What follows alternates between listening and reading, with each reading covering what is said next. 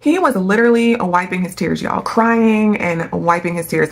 Let me talk about one thing that doesn't get talked about too much, and that is grieving while you are selling your property. Maybe you're grieving the loss of the property because you're financially not able to handle the property anymore, or maybe you're grieving because a loved one, you watched them grow up in that house and now they've passed on, and now you have to let the last thing that you have had with them go. Whether it be, I mean, there's a lot of different ways. There's a lot of different things that people grieve on when it comes to a particular property, right? So here's 4 tips just to kind of help go through that process. Number 1 is take your time. Don't feel like you have to rush to hurry up and sell the property if you have time. Like sometimes people need a little bit of time to emotionally let the property go. And you don't want, and I've had this happen before where there was something tragic that happened while we had the property listed for sale. And then now we're trying to navigate through the timelines and the deadlines within the contract.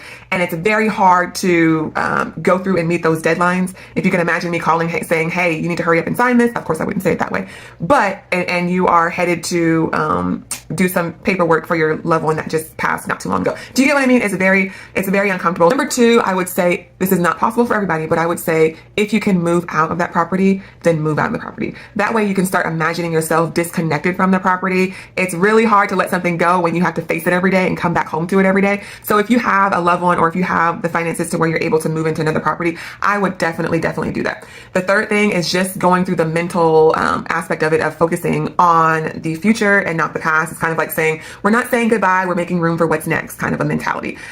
So just navigating your way through that. And then the other thing is just number 4 is just leaning on friends and family and getting that support from them as well. You don't want to walk through the process by yourself. Therapy is not bad.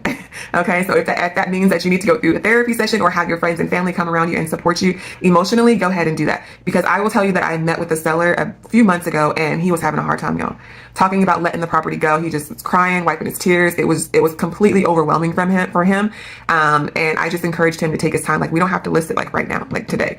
If you need more time to navigate through your feelings, to separate emotionally from the process, or from the property, I should say, then you definitely need to do that. Because I can't have you under deadlines and timelines being, within the contract, and then you're dragging your feet and you're missing the deadlines, causing issues with the contract because you're just not emotionally ready. So anyway, hopefully those 4 tips help. Maybe you can pass it on to somebody who needs to sell a property and they're just going to struggle with the process. So anyway, all right, bye.